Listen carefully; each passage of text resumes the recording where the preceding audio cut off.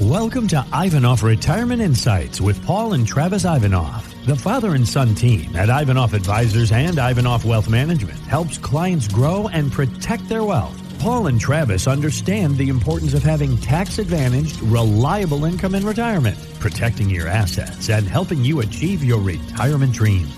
Now, Ivanoff Retirement Insights. Welcome in, and if you don't have every piece of your retirement plan ironed out, you are in the right place. Travis Ivanoff and Paul Ivanoff are here to offer up more strategies to help you out. My name is Allie Mack, and Travis, how are you doing today? I am great. How you doing, Allie? I'm good. Paul, how are you doing? Well, I'm doing fine, Allie. Well, thank you both for being here. You guys have been deconstructing retirement on this podcast for a while now, and we so appreciate it because it's amazing how something that's supposed to be fun, something that we've worked years to achieve, can just feel overwhelming and complicated sometimes. Today, I want to talk about Social Security because there are plenty of headlines about it, a lot of rumblings about potential changes down the line. So I want to start with Social Security 101. Travis, what is it? When can we get it? So Social Security, you've been paying into it your entire working life. Every paycheck, you'll notice you're putting money into the Social Security system. And once you hit age 62,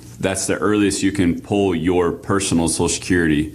Now, don't get me wrong, if there's a widower's benefit, you actually can pull that at age 60, and there's a lot of other rules, but to keep it simple, as it sits right now, you can turn it on at age 62, and then a lot of people, depending on their age, full retirement might be anywhere from 66 and 10 months or 67. That's your full retirement age, and that's where you get all of your 100% benefit without any deduction for taking it earlier at 62, 63, 64, and so on. Well, and how do we figure out when we should take it? This is a huge piece of the retirement puzzle, and that's the million-dollar question, right? Everyone wants to know, when do I take it? Well, everybody's circumstances are different, so it depends on your lifestyle and what you've earned, that sort of thing. But we find a lot of our clients that come in, they tell us, well, their neighbors said take it at 62, take the reduced benefit, it's better for you. I mean, they get all these, misinformation from just friends, but everything depends on your own situation. And you should either,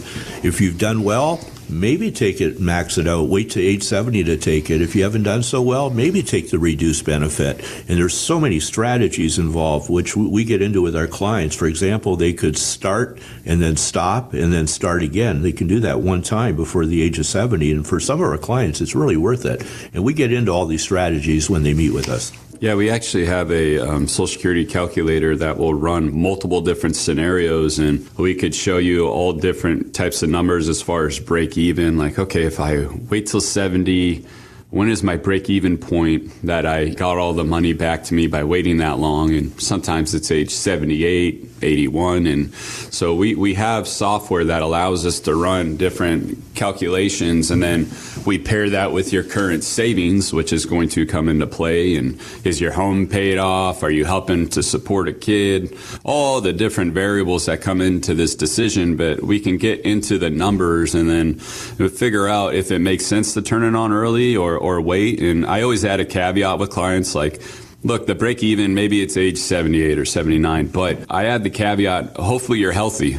You don't want to make it to 78 and 79 and you're kind of in your slow go to no-go years, unfortunately. And sure, you're going to get more money, but maybe it would have been better to enjoy that money during your go-go years when you're healthy and you're spry and you got some energy to go on the cruises. So, and then again, of course, it comes down to longevity as well. You got to think about that. If you got a parent that lived to 105 or if you're not currently healthy and your parents only made it to 75, that also comes into play. So it's very specific to each individual's situation, and we could put the numbers behind it, but then we can also have a real conversation as to your health and goals and dreams, and maybe it makes sense to turn it on or not, right? Well, I'm so glad you brought up the fact that you can show clients how it's going to work through the software, because like Paul said, someone will come in and say, well, my neighbor said to take it at this time. Well, why do we ask our neighbors for this advice when it is so incredibly specific to you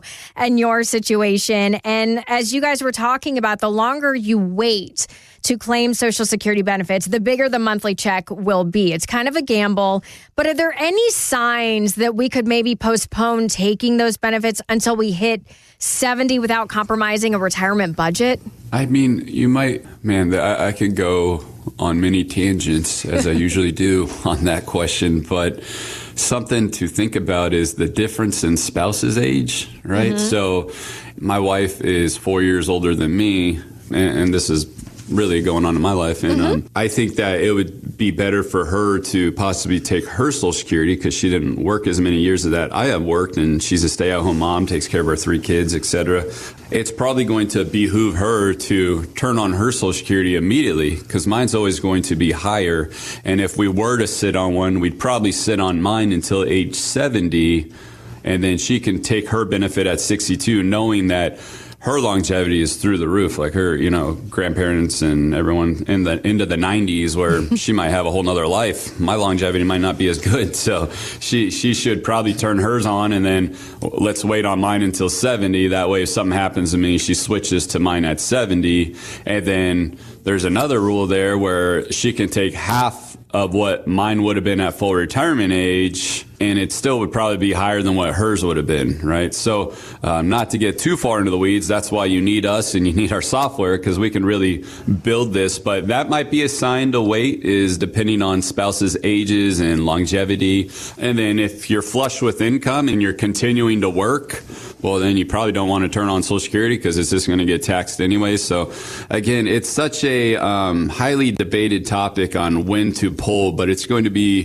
very specific to your situation. I have clients that don't need the money at all, and we'll turn their Social Security on just to pay for a life insurance policy, because Social Security can't be left to your beneficiaries. So if you're worried about your beneficiaries, why don't we take that Social Security payment of $3,000 a month or whatever it is, fund a life insurance policy, which will then leave your beneficiaries a big tax-free benefit. So we can also get creative even if you don't need the money, or use Social Security to fund long-term care if you don't need it. So again, it's not so much maxing out the benefit. It's what's in your specific situation is going to make sense. And then are you working with a creative financial advisor like ourselves that can maybe show you some ideas you never thought of? I do love hearing all the options that you're coming up with, Travis, because it just shows how much you do work with your clients to figure out their specific scenarios and what's going to work for them. So let me ask you, because depending on what article you read, which headline you click on, we're hearing rumblings that changes are coming down the line. Maybe it's a decade out, maybe it's 8 years out. It could be between a 20 to 25% cut in Social Security benefits if they make some changes. What kinds of conversations are you having now with your clients about those changes down the line? Well, we've seen in the past that a lot of countries have increased the age in order to start taking Social Security, where they've increased it to age 67, 68, 69, 70. So that could come into play in the future. Now, we hear from a lot of clients, well, Social Security, will it even be around for my kids down the road? Well, I've been doing this a lot, like decades, like 40 years or so. And I've heard this since I was 23 years old. Will money be here in the future? Well, yes, it will be. They have enough. They'll find it. And what we're finding out is that if they were really going to reduce Social Security, or politicians wanted to, nobody's going to get elected. So in the future, what I see is that they're going to increase the full retirement age for Social Security, as they've already done. Now it's like 66, 67. They might just up it as we tend to live longer. Well, and I've actually heard, because of this scare down the line, because it does feel very real. I mean, I've been hearing this for a while now, that potentially these benefits could be cut to 20 to 25% within the next decade or so, that people are going ahead and claiming Social Security as early as possible so they can get at least what they get. And they're not waiting for those pay increases, the percentage increases as they get up to 70. Is this kind of shooting themselves in the foot, though? Because that benefit might get cut down the line. Well, if they take it early, and if they're still working, it is going to kind of shoot them in the foot, because they're going to end up paying taxes more so than they would have had to if they just waited. So it depends on your circumstance, and that's why people come in and see us. I mean, it also might benefit them, right? If that does happen and they've been smart with their money and they're taking their Social Security and they're letting their other assets grow, maybe it will help them, right? Because Social Security is growing at simple interest, where if we're working with assets at Ivanoff Wealth Management, which I handle at Charles Schwab, well, maybe we're doing better and we're making compounding interest. So you're using Social Security while your other assets grow. Again, there's so many ways we can go through this. And I love these conversations. I have them with clients all the time, and we'll sit there and, I work with a lot of engineers. So we're sitting there going through all the math, and we have spreadsheet contests on Social Security, which is always fun because my software is better than theirs. So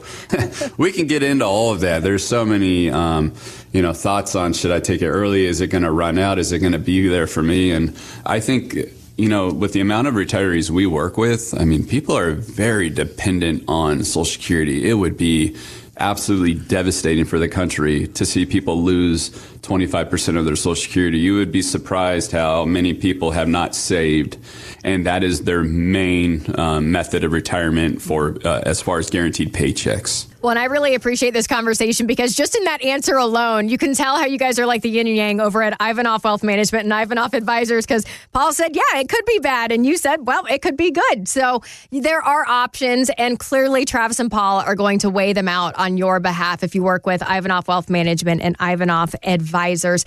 Did we miss anything on Social Security? Well, I think one area we didn't touch on is that we have cost of living adjustments where they go up almost every year or so. Well, they talk about how much it goes up. We hear it constantly every so many years, but what we don't really hear about is Medicare goes up, the amount they take out of that for Medicare. So what they're really doing is they're giving it and they're taking a good chunk of it away from you. Well, there's a lot going on when it comes to Social Security, a lot of variables clearly that we've just scratched the surface here on this episode of Ivanoff Retirement Insights. So get a step closer to calling it a career by reaching out to the team today over at IvanofFinsights.com. That's where you can get information on reserving some time for that complimentary Ivanoff Retirement Roadmap we've talked about. And that's just going to help you get into the process of checking off all the boxes on your retirement. Again, it's IvanofFinsights.com. And as always, make sure to subscribe wherever you get your podcasts so you don't miss these retirement tidbits from Travis and Paul. And thanks for listening today.